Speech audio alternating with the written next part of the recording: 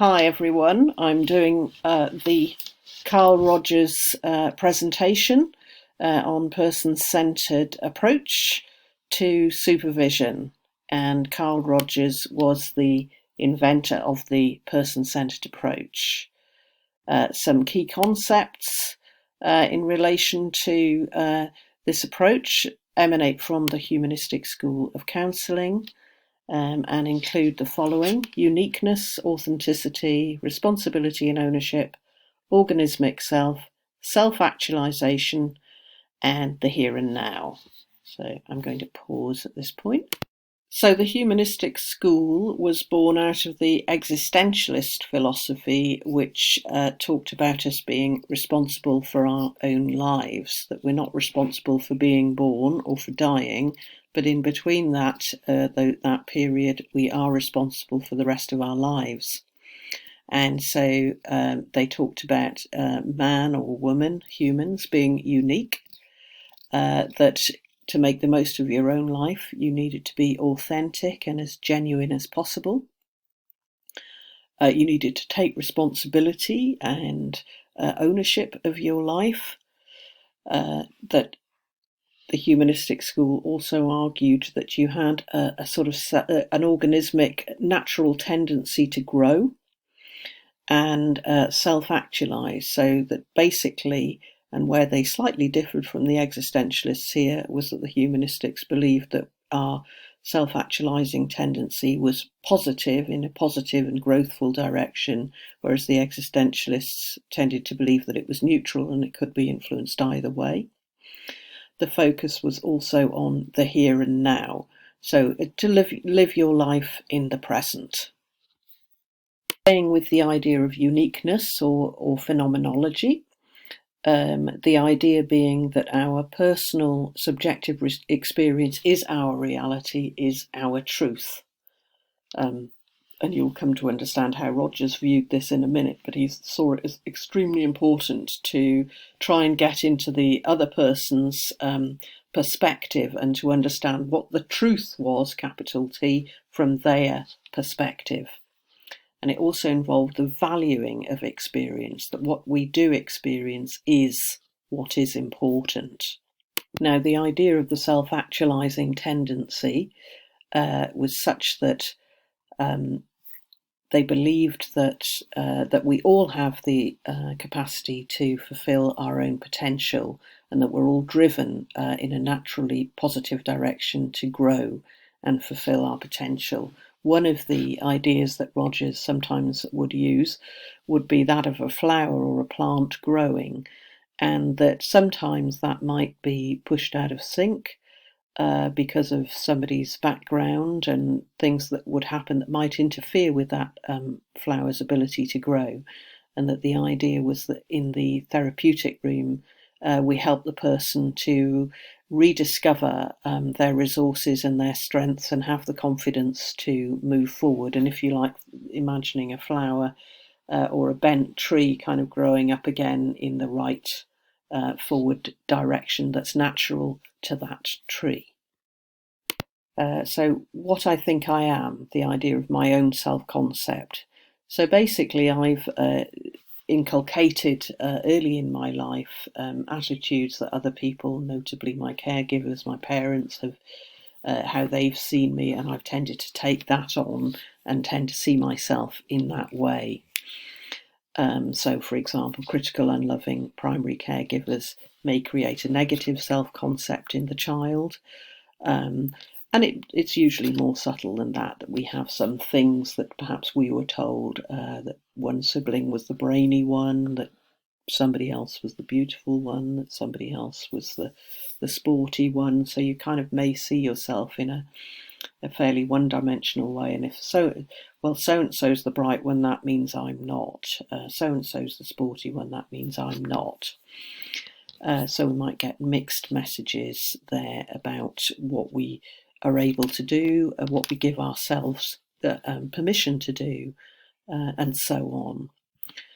So again, in person-centered counselling, we have the opportunity to come back and really have a look at that and check out some of those resources and beliefs? Have we missed out on something because we view ourselves in a particular way? So when we think about conditions of worth, and again we go back to our early years, often families may have given us positive strokes for behaving in certain ways, and not responded or responded negatively in ways in which they don't like. So a classic example would be genders, where it may be okay for the little boy to be angry. It may be okay for the little girl to cry, but it's not okay for the little girl to be angry or the little boy to cry. Big boys don't cry. Or to girls, come on, don't be angry, cheer up, put a smile on your face. Nobody will like you if you've got a scowl on your face. And really what happens there is that the anger may become suppressed in the female, and with boys, the upset, the sadness becomes suppressed, and then of course they leak out in other ways as an adult. So we'll talk about that in a second.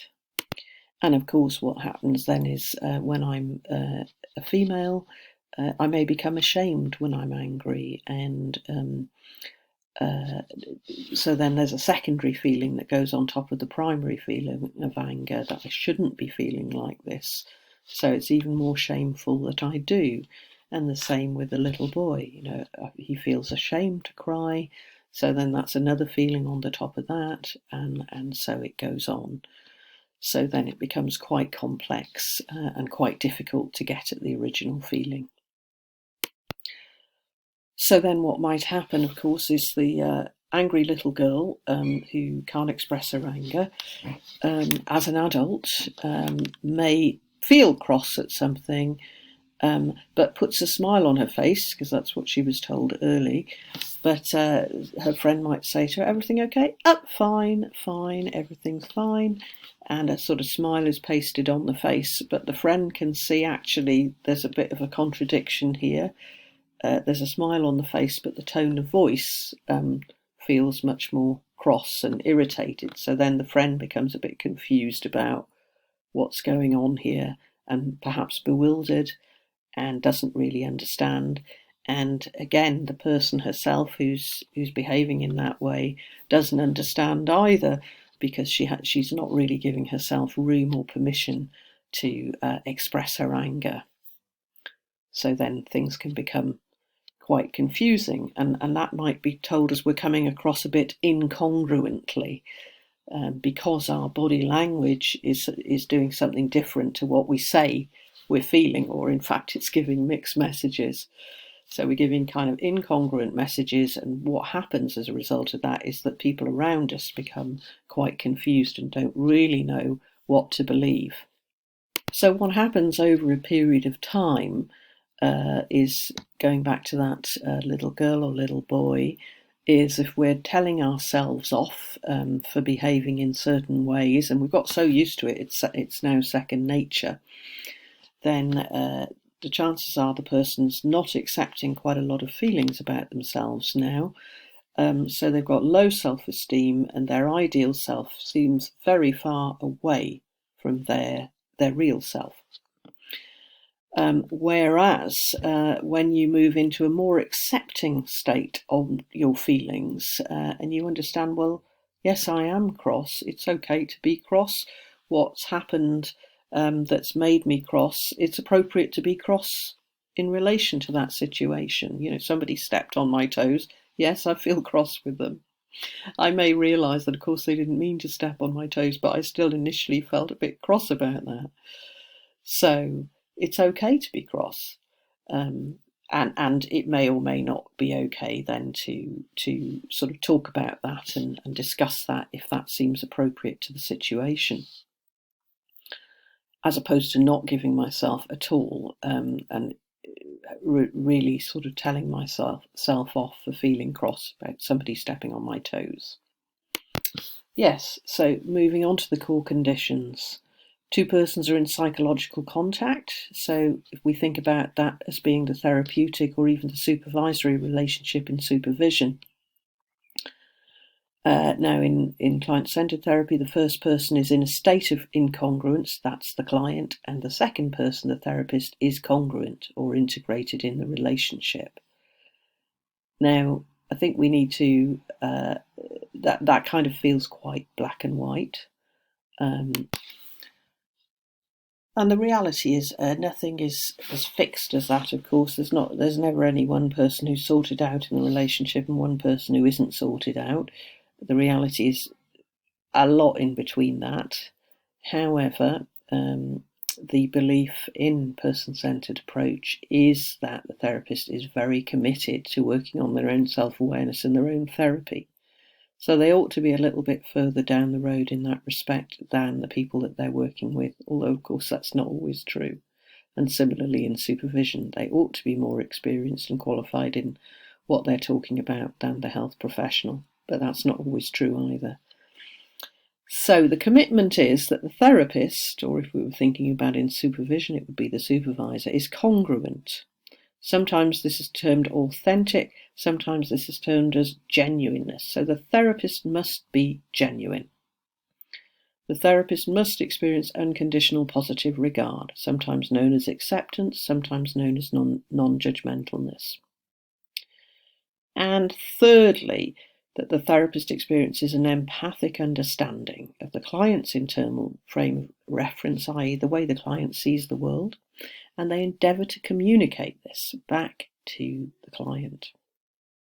So those three things are super important: the congruence or genuineness, unconditional positive regard, and empathy, and that empathy is communicated. That also the persons are in psychological contact. Let's call that a trusting relationship, shall we? That's an easy way to get one's head around it. That these conditions are to a minimal degree achieved, and Rogers then argues, and I think this is the thing that people find hardest to accept, is that nothing else is required. Nothing else is required except that. Okay, sounds easy.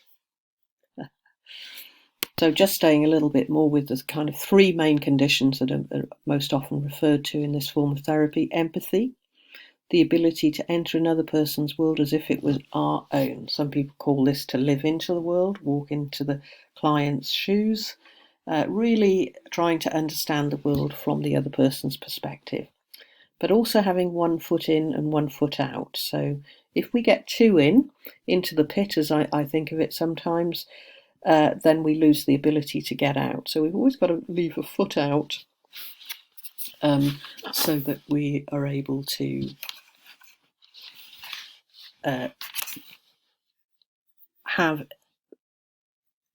what I might term as a sort of healthily skeptical sense of what is going on, so that we're not buying what's being said wholesale, because everybody sees things in different ways, but at the same time we're really trying to understand it from that person's perspective, and we're communicating that back to the person. So the unconditional positive regard, again, the thing that people find controversial about that is, does that mean that I accept the child abuser, and feel okay with them, because I do feel judgmental and I don't feel like I want to accept them, even if I could.